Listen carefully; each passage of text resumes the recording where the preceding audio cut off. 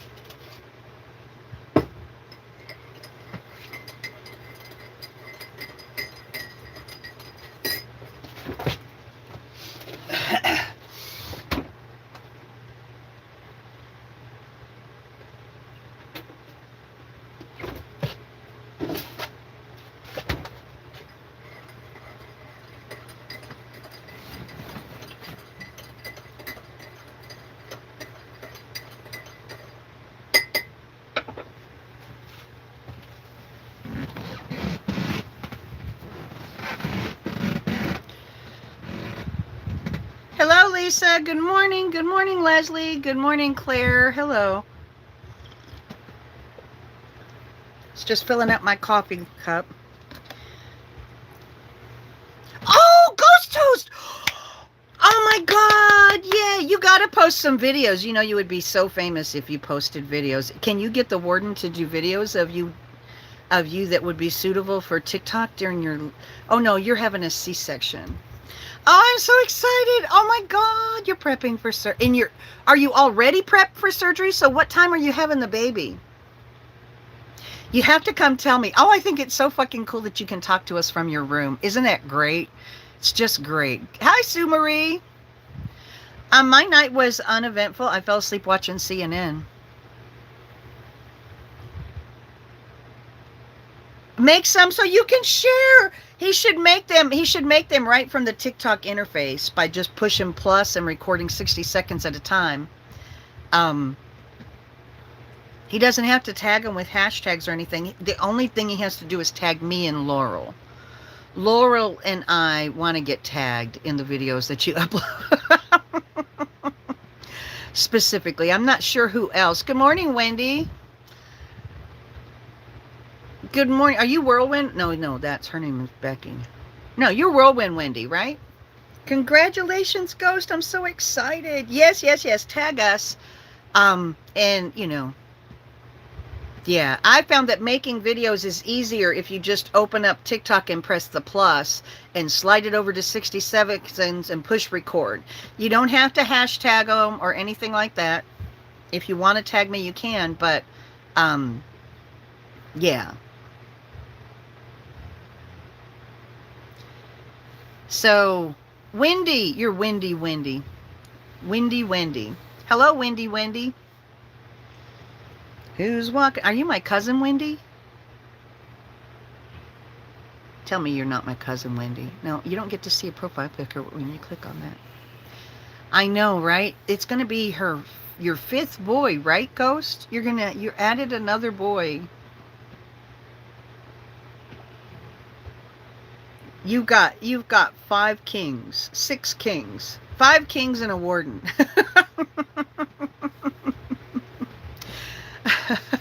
5 princes and a warden. You have a cousin Wendy too? My cousin Wendy is a trumper. She has probably got her hunting rifle out right now and is planning the demise of Democrats. She lives in Georgia, and Georgia went blue, and I want to rub it into her face so bad. I really do. Good morning, Wendy. I hope you're watching my YouTube channel, sweetheart, and I am so relieved that Donald Trump is out of the White House.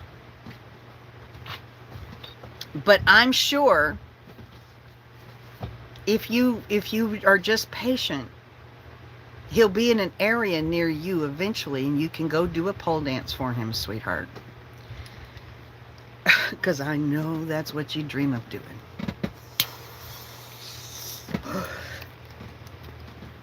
And you were so mean to me after Donald Trump got elected, and I'm here to say, fuck you.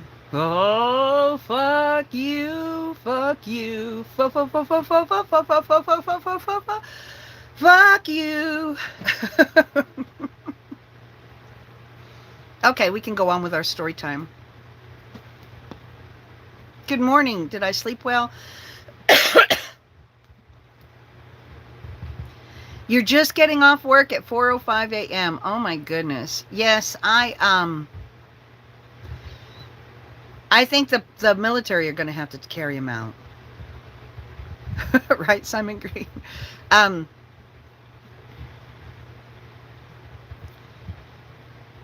well, I slept well. I only slept 6 hours, but I did sleep well. I woke up well rested. And I didn't let my dogs go hunt, so they didn't come in injured. I have decided to not let them go hunt because I convinced myself that when I thought my dog's eye was rotting out, it was because I let them hunt and that he had been dashing through vegetation to catch some critter and got his eye poked, and I didn't even notice, and now he was going to die because I keep letting them go hunting and they're just going to get injured and I can't afford vet bills, so I shouldn't let them go hunting. So I mean, I just beat myself up. It's horrible. You'll help him pack. The Secret Service are going to pack for him. That's okay, Schley. I'm just rambling. I'm not really, I won't. You can come and go. It's okay. What's going to happen with the kids with no parents down at the border wall? I don't know what's going to happen. I'm not sure. We have to get in there and find out exactly what went on to cause them to be there. Okay, all we know is what the Trump administration has let us know. We have to go get in there and assess the situation before we can make a decision about what's going to happen. They need to very carefully place them, but oh my God, those kids have been so traumatized. So traumatized. They have gotten absolutely no nurturing the whole time. No nurturing. They have been treated like small adults. It's like they're animals. Border Patrol agents should not be allowed to be Border Patrol agents if they view undocumented humans as animals. That should be a requirement.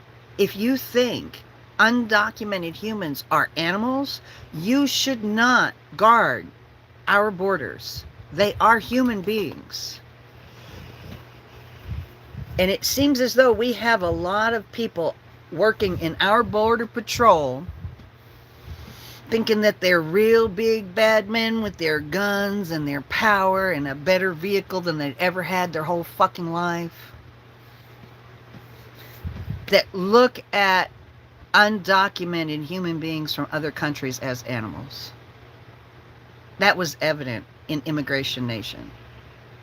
They view undocumented people as animals, less than human. That's got to stop. That's got to stop. We have to take the sociopaths out of Border Patrol. It seems as though we have channeled sociopaths into our Border Patrol. We can't have... Yes, Immigration Nation was the Netflix documentary. Yes. And I'm sorry, when you see American white males skipping through the desert, poking holes in water jugs because they want people to starve, they are sociopaths. They have no business guarding people at all. I know a lot of people that would be willing to take those police jobs at our border that won't treat these people like they're animals. That should be illegal. Right, Schley? I was so mad in the Netflix documentary. Oh my God, it upset me so much. It really did. Immigration Nation. It pissed you officially. I actually read that as a logical system. It's when you got officially pissed off. Yeah, my spell check won't let me say pissed. It really annoys me. I should be able to add that word to my dictionary. I guess I should just long click on it after I type it, and then I bet I can click add word. Who has time for that shit though? When I'm typing stuff, I need to send the message. I don't need to stop and think about, ooh, I need to say, anyway. Yep. I'm baking, so I'm starting to ramble. Shit. Anyway, yeah, Immigration Nation was horrible because I recently had an experience with an undocumented Mexican national in Salt Lake City that just broke my fucking heart. It really did. His name was Sergio Cuevas, and he came here to this country when he was 13 years old to work for a man in Salt Lake City that owned a fence building company. And the Mexicans, as his son referred to them, the Mexicans, he used to say, I just used to tell the Mexicans, I don't even want to hear about it. You just don't come to me for decisions. You just do whatever, as long as it turns out right. You just go do what you're going to do as long as it turns out right. I don't need to hear the details. Built 90% of the fences in Utah. Utah Fence built 90% of the fences in Utah. So by the time I met the son and Sergio, the owner of the business, the father who was responsible for the business when Sergio came to work for it at the age of 13, had passed away.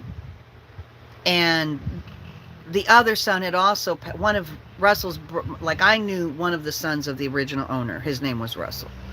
And Russell's brother had died and left the professional side to his wife, and that was being run out of one side of the property, and the other side of the property was the residential side of the business, and it was in shambles because the son was, yeah, it was in shambles. He had let it go to shit.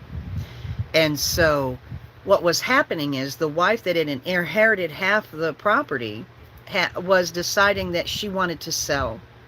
She wanted to sell. They had gone off and left the property, rented out to some people who actually started running a brothel out of their side of the business while they were on the road in their school bus. I met Russ and his partner Nick in the desert in their school bus at a schoolie event, the very first schoolie event I ever went to.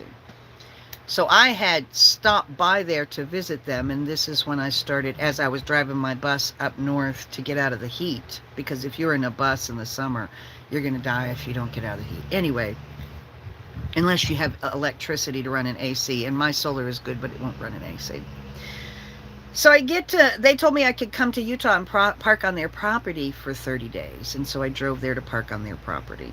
And they had just done a marathon cleanup when I got there, to make it cleaned up enough so that I could park.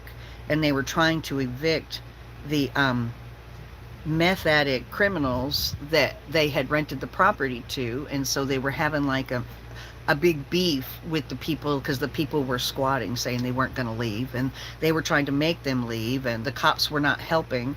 And so it was quite an interesting experience just seeing that whole dynamic, but that's not the point of my story. The point of my story is to tell you about Sergio. So Sergio came over to work for the fence company when he was 13. And he actually lived on the other son, the deceased son's side of the compound, the business side of the compound, in a vehicle on the compound. He worked his entire life. He was almost 40. He had worked his entire life building fences for that company.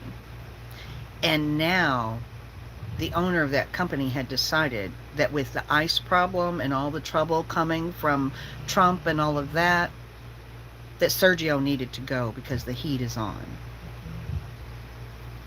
So they were closing down that side of the business and trying to evict Sergio.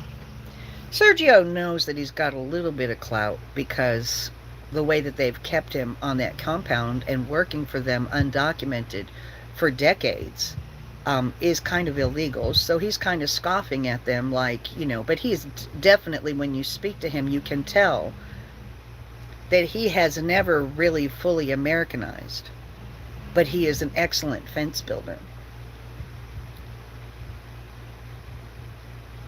So, so anyway, um, so I meet Sergio. I call him the Mexican fella. I meet Sergio and these two men that are living on this property, and I spent a month there. And as I was spending a month there, I kind of learned this story. And what the son that I knew, Russ, and his partner Nick were telling Sergio is we have to work this out because the heat is on and you've got to go. And actually, at first they were saying they're moving to Utah. They had bought a little piece of an acre of land in a city in a small town in the middle of nowhere in Utah, and they were getting ready to move to this place in Utah onto their land, and they needed fences built. And their little car, they had the school bus, but they also had their little car. And their little car was breaking down. It was really on its last legs. So Sergio had like a Subaru, an older Subaru that ran well, but needed a little bit of work on it. So what they talked him into doing was, we will move you to Nevada with us, and in exchange, you can build a fence for us and give us your car. And we'll get it registered and insured and keep it for you. Or whatever. I'm not sure exactly what their deal was, but that's what the direction that they were going. So I was worried about Sergio, but I ended up leaving, and then those men and I had a falling out. Like, as I got to know them, I really didn't like the kind of people they were. So we had a big falling out, and we parted ways. They met me on the Oregon coast, but they were so freaking weird. I don't know. It was just, yeah. So we parted ways, and but I still worried about Sergio. I didn't see those men again until the following year in January in the desert. They have a schoolie event in the desert every year in January where people that live in school buses gather, and they're supposed to be hanging out and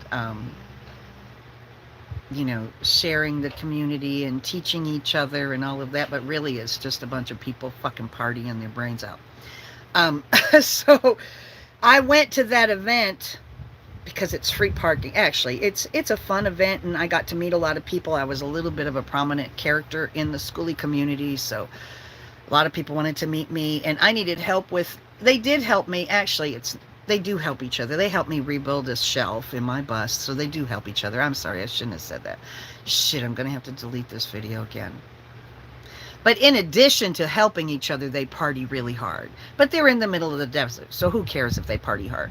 The thing that I don't like about it is they tend to not really take care of their kids while they're partying, and that really annoys me. Oh, great, sis. Nice to see you. So anyway, I saw them at that event. They had Sergio's car. But Sergio wasn't with them. They took him to the border of Mexico and dropped him out and promised that they would help him. First, in between that year, they moved to Utah and Sergio built them a fence. And then in January, they took Sergio to the border and said, sorry, we can't have you here. There's too much pressure on us from ICE. You have to go. And they dumped him off at the border, promising to help him get back. I've talked to him on Facebook one time since that happened. And I asked him, did they make you build a fence before they dropped you off? And he said, yes, but they're going to help me get back. I said, they better help you get back. He said, well, if they don't, I'll just come on my own and I'll take what they owe me. That's what he said, but I think coming on his own is going to be a whole lot harder at the age of 40 than it was when he was 13 and there wasn't heavy border patrol and ICE. So I'm really worried about Sergio, but he dedicated his life to working for this country, and for some whatever reason, he did not get, but he was a good man. I mean, he was clearly not Americanized at all, even though he lived here between the ages of 13 and 38. He had lived on that compound in a vehicle the whole time.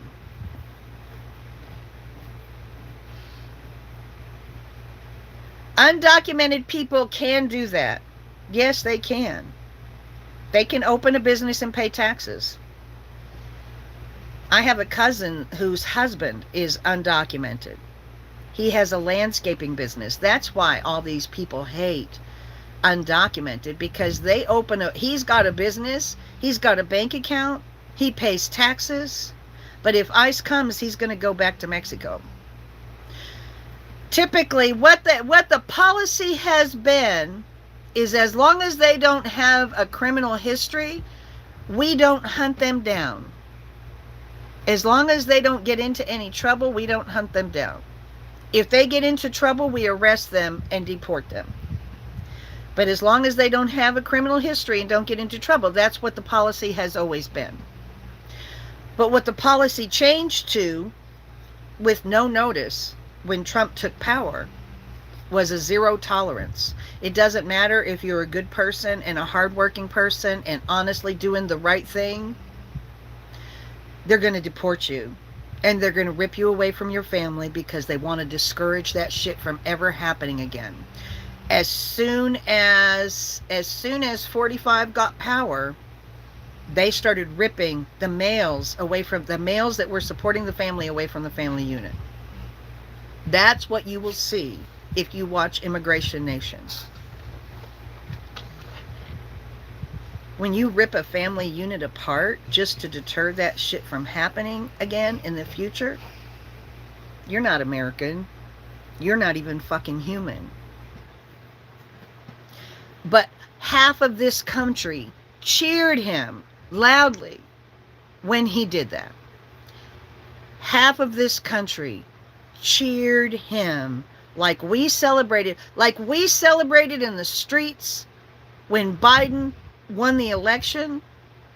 Trump supporters were celebrating, not in the streets, but they were celebrating when he started ripping family units apart, because they want zero tolerance.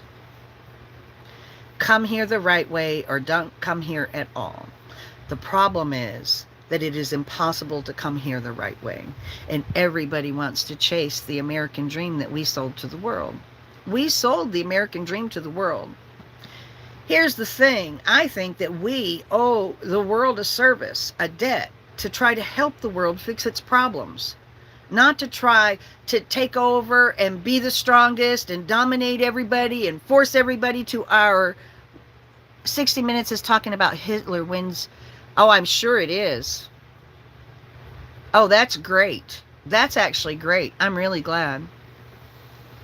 Trumpets won't watch it. Trumpets won't watch it, and I just lost my whole train of thought.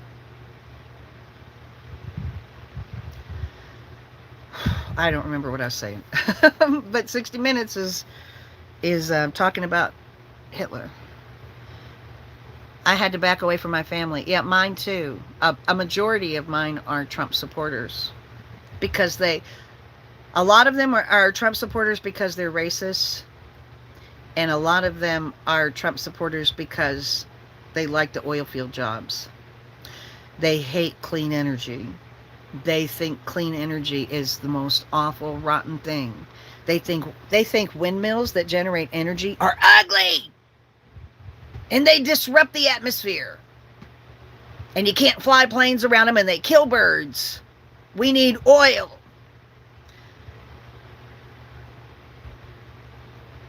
Some are in it because of religion. Yeah, and some are in it because of religion. That's right.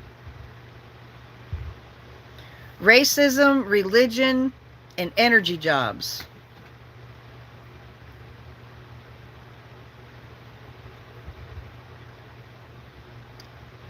Well, here's the thing. I think that we should develop a blueprint that other countries... Right now, we are in this constitutional crisis.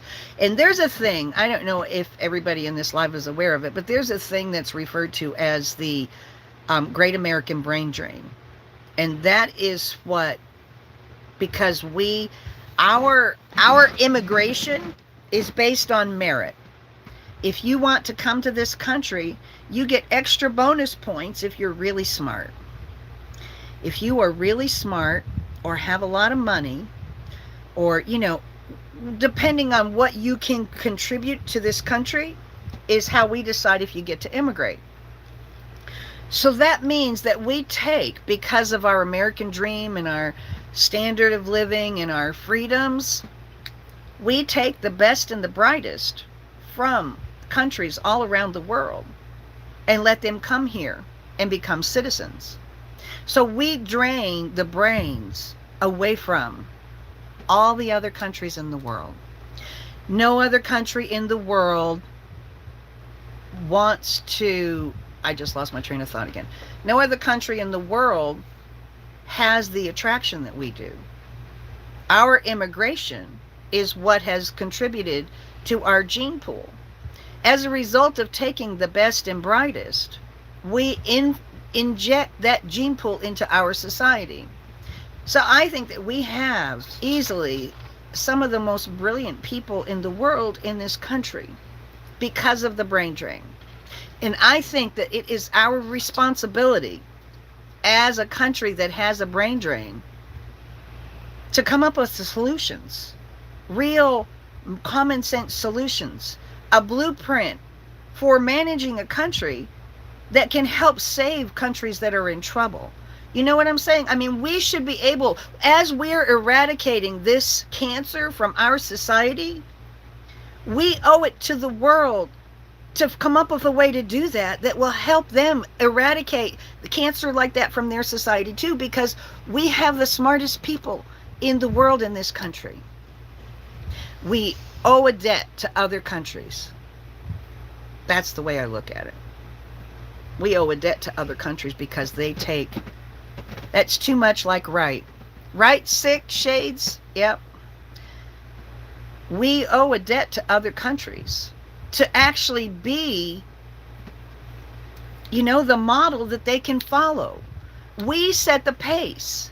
If we are mean and selfish and greedy and intolerant and don't have any respect for anyone else in the world, then that's how they're going to be. I mean, we set the pace. Anyway, I'm going to stop rambling on now. But that's my take on it. And I think that if we, one thing that I learned in going through college is that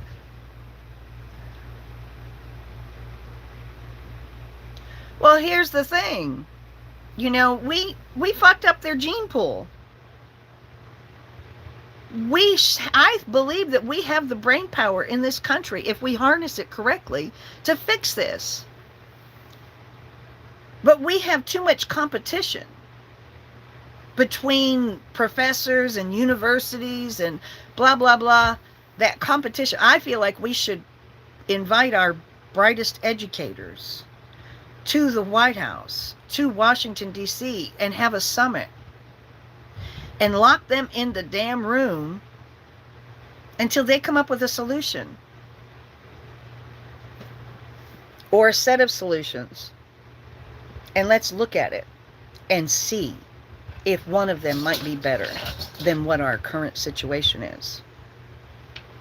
That's what I think should happen.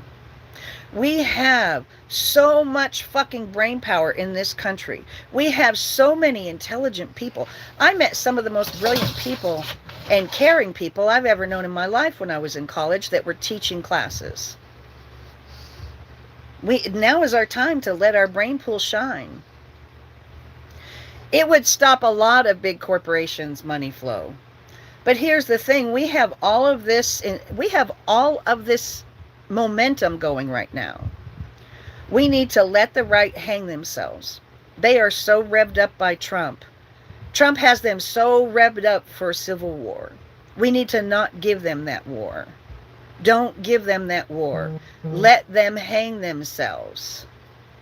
They don't know how to control themselves. And if they don't get somebody to war with, they're the ones who are at fault. So we need to let them have that. And then we need to use this momentum to come up with a solution.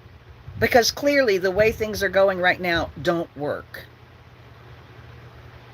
He has them brainwashed. As soon as we can silence him and get him away and get him to stop. Here's one thing that I knew, okay? As a restaurant manager, I managed people for half my life.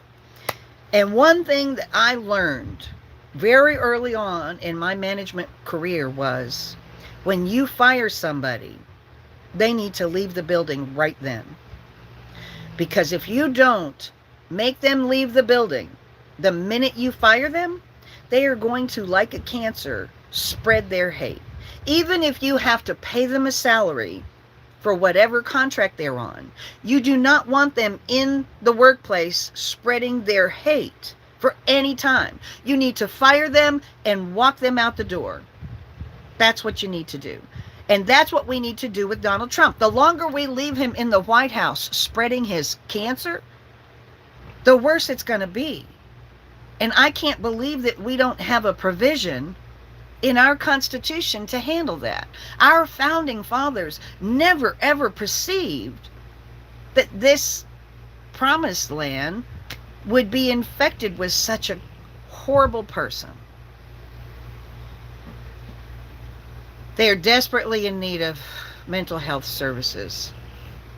They really are, because he has gaslighted them, and he's been gaslighting them for 4 years, 5 years.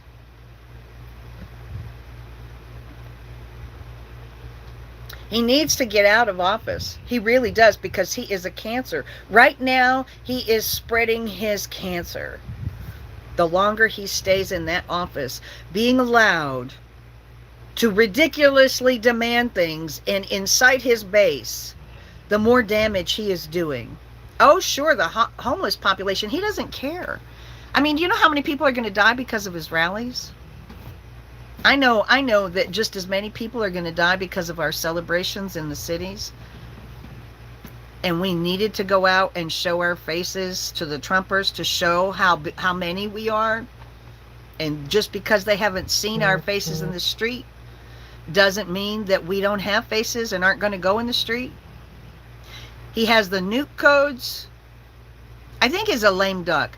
I need to Google what lame duck means, but I really think he's a lame duck. I think there's a limited amount of damage he can do. But I think the longer they allow this cancer to stay in the White House, the more damage he's doing to our democracy and our country. And I cannot believe that they're letting this treasonous man stay in power. He's blocking funds for the Biden transition team. I bet there are people who will give Biden loans, but the thing is, yeah, I bet there are people who will fund Biden's transition. Do we need to start a GoFundMe for Biden's transition? They are blocking the security clearances so that people can get briefed on the nation's issues. So money is not the only problem.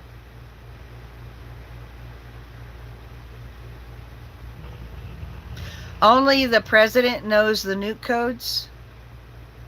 Well, that's why he needs to be arrested. Because it's clear that he doesn't care about our democracy or our country.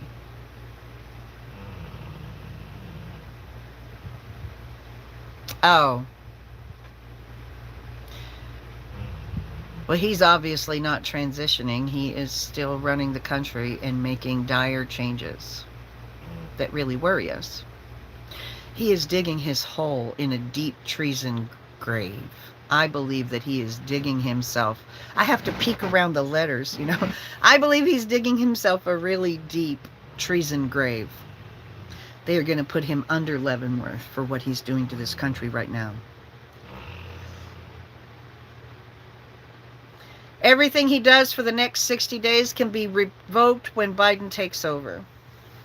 So firing that elected official, starting a war, right? Income tax. I think he's digging himself a deep treason grave, and all of his supporting Republican leadership are also digging themselves into a treason grave. Every time they go on television and spew his lies, they too are guilty of treason. They cannot, they're remaining. They need to get set in place and briefed and ready to go. Donald Trump said anybody who he catches looking for a job is going to get fired. He doesn't care about people. He only cares about himself. And if I were them, that would make me want to look for a job even more. I would actually go make a resume that says, hire me quick before Donald Trump just said he's going to fire me. So hire me quick. Hire me before Donald fires me, please. That would be the cover title for my resume. Trump is about to fire me. Please give me a job. You know? Please give me a job. Trump is going to fire me. Pay no mind to the man behind the curtain. Right? Right? The Wizard of Oz. Pay no mind to the man behind the curtain. But I really think the man behind the curtain is Vladimir Putin. It's not Donald Trump. It's Vladimir Putin. And Donald Trump knows that he needs to win this election or he's done for. He is free from prosecution as long as he holds on to office. And he knows there are a lot of things that he can be prosecuted for. And our military seems to be the only ones who can prosecute him. Our military know that if they take action against an American citizen, that they are going to face a court-martial when Donald Trump is no longer the commander. Our military serves us. You know, they protect us. If they turn against us, they get court-martialed. They end up in Leavenworth. The shit that they pulled on, it doesn't matter. If your commanding officer directs you to commit a crime against humanity, you are the one who gets punished. Crimes against humanity are not okay in the American military. But Trump knows that if he stays in control, he's going to change that. That's why he's mad that they won't just go ahead and do it for him now. If they would just go ahead and do it for him now, then he can keep control of the office of presidency. The more he incites, I know, right? Yeah, and they were the ones who really wanted to get him out the most because they don't like what he's doing to the American people. They believe in protecting and serving the American people. The majority of them do. I have worked with a lot of really fine military people in my professional career. I know that there are really good military people who really care about this country and the safety of American servicemen. You know, the commanders that really give a shit when they send guys in to get killed. Donald Trump would not give a shit about sending servicemen in to die. They wouldn't care. So that's my take. I'm going to quit preaching now. I hate when I preach. He's disgusting. He really is. I think it's low. That's why he wanted to discount military votes. It's really a low percentage that support him. The majority of our military doesn't like him. You know, he would get them killed for his ego. It's really clear he would get them killed for his ego. He does not care if they die. He thinks if they go to war and they end up dying, well, they're dumbasses. They're dumbasses for being in the military.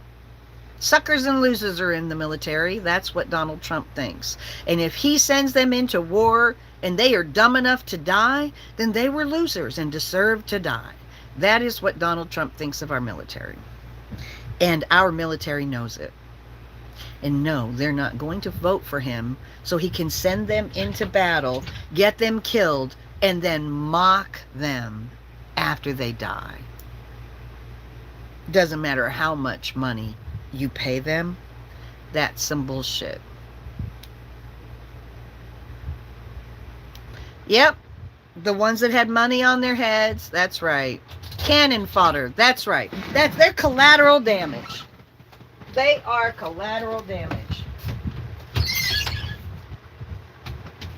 And the military knows it.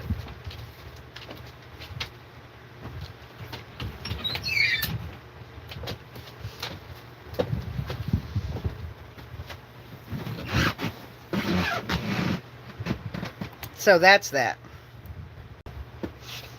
I don't want to get on my scale and weigh.